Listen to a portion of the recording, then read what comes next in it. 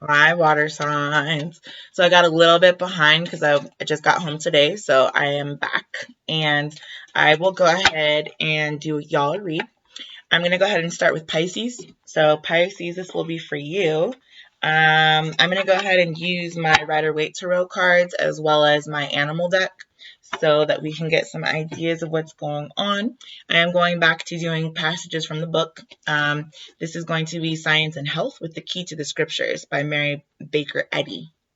Really good book. Just, I'm not religious, but I do like to have context, so this is for that. I just flipped to a random page here. We came to 592 and 593. I'm just going to start at the very top here. It says Moses, a corporal mortal, mortal courage, a type of mortal law, moral law, and the demonstration thereof, the proof that without the gospel, the union of justice and affection, there is something spiritually lacking, since justice demands penalties under the law. So basically, this is saying that as humans, we can't really take the good without the bad. You need justice in order to have law. There's chaos, but there's also order. So the two come together. You can't really choose to have one or the other. It is a yin-yang cohesion of the two, and I think that's more or less what they're trying to express there. I don't know a lot of different books that don't have that kind of same idea behind them, at least not religiously. So it makes sense to me. And then let's see, Pisces, what do you have going on here? You may be feeling a little bit out of sorts is what I'm automatically feeling. My stomach is a little bit nervous for some reason. Are you guys nervous about something? So anyway, we've got the King of Pentacles in reverse. So this king is very bountiful king. He's very financially stable. He's got a lot of resources that he can enlist whenever he wants to. He's a very confident king. He's also very on top of all of his P's and Q's. However, in the reverse, that's what I'm saying you guys might be feeling a little out of sorts. The fantasy card came out next in the upright. You could be having some thoughts, some ideas, some desires that you'd like to pursue that you're not able to do at this time. Your money may be a little iffy, your personal kind of sense of wealth. So a relationship, a job, a specific endeavor that you're trying to take up could have more of a be more of a thought at this time than a reality. That could possibly be what's going on. The strength card is in reverse next. So you're whatever you're fantasizing about, it's not a strong reality just yet. And that's kind of what I was trying to say before. Because we drew, that passage from this book here, you know, moral courage, a type of moral law, and the demonstration thereof. This could be the moral law. This could be your sense of ethics, your sense of values, your sense of stability, whatever your goal for the future, whatever you're trying to move towards is here. And there is a disparity between where you're at. You could be dealing with a Taurus. This is also the Taurus card, or some kind of an earth sign. This could be Capricorn or Virgo as well. The strength card could be a Leo. So you could be dealing with somebody with a, earth and Leo in their chart somewhere. But whatever it is that you're trying to embody here, your moral standards, your moral, foundation, it could be kind of shaken at the moment. This is the Hierophant card. So this is what you were committed to. Since you're no longer strongly committed to whatever this is, I do feel that there is some type of a change that is going to be taking place. Since there is a discord between these two kind of states of being, I think you're trying to resolve that in a strong way, but not really knowing how at this time, perhaps. It says the union of justice and affection. There's something spiritually lacking since justice demands penalties under the law. So I don't think this literally has to do with like a court case or anything like that. I literally think this has to do with divinity, divine law, divine order, divine well-being, and goals, spiritual outcomes. I think this Hierophant card is also a very spiritual card. It can represent institutions of higher learning, such as, like the Vatican, or, I don't know what kind of a seminary school, or some type of a much higher authority than what we're used to dealing with morally. So could be a temple, could be a mosque, could be anything that you'd like to apply it to. You'll know how this applies. But this is definitely the recognition that there needs to be some kind of a sorting of these moral characteristics within yourself, and you wanting to do that in a much stronger way than you have in the past. So definitely gonna go ahead and get you some animal cards, and then we'll also get one more passage from the book. I did tell the earth signs these are taking forever to upload, so I'm trying to keep them a little bit shorter for you guys. So if I'm talking fast, that's why, because I'm just trying to give you a full read without taking up so much time. So okay, so we've got the fish that came out first, the raven, the caribou, and now the kingfisher. So I'm going to just kind of read these intuitively. I love reading my animal cards that way.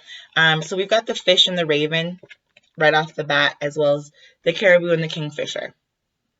These are the cards that all came out. So with the King of Pentacles, the fish here kind of represents an energy of fertility, abundance. I know when people dream about fish, oftentimes it is because somebody is pregnant. You could be having a pregnancy or a lack thereof.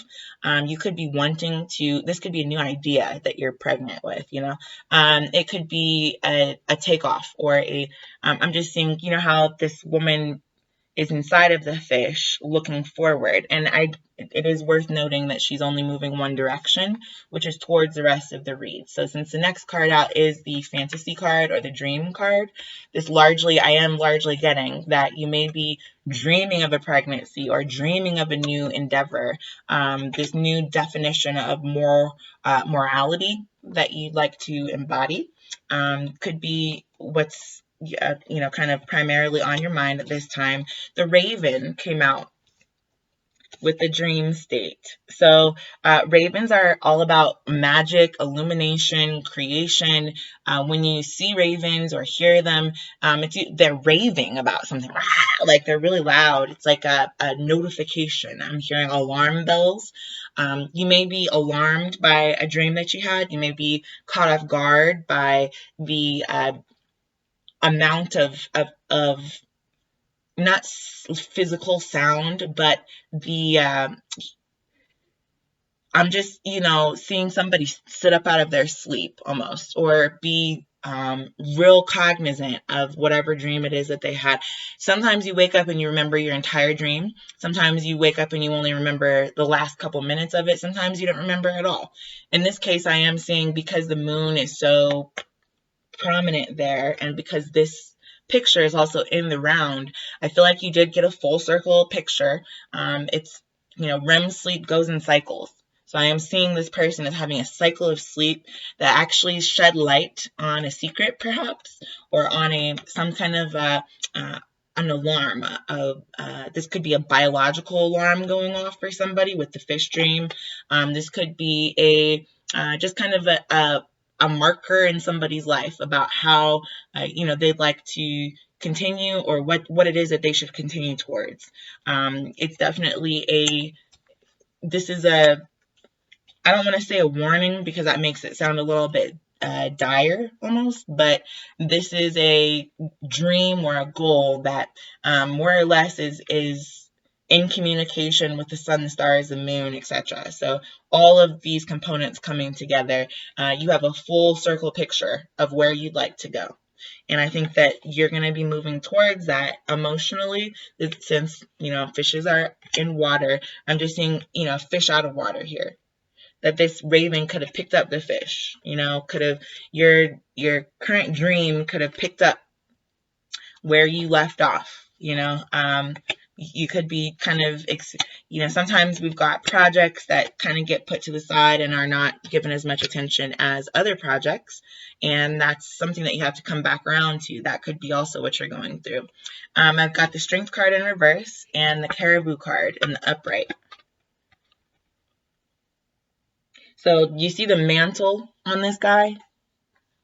He's got a huge mantle. So whoever is very cerebral, you could be dealing, I don't know why I'm hearing Sagittarius for this as well, since centaurs kind of look like this, not really.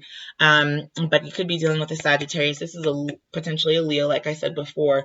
But I am just seeing that you're not really feeling like your intuition is necessarily telling you what kind of secrets are going on. The secret, there's a moon is over the backside of this caribou. So you may need to look back in the future or back at the past to figure out where you're going in the future. And that's not something that you're feeling very confident about at this time, just because the antlers are so extensive on this caribou.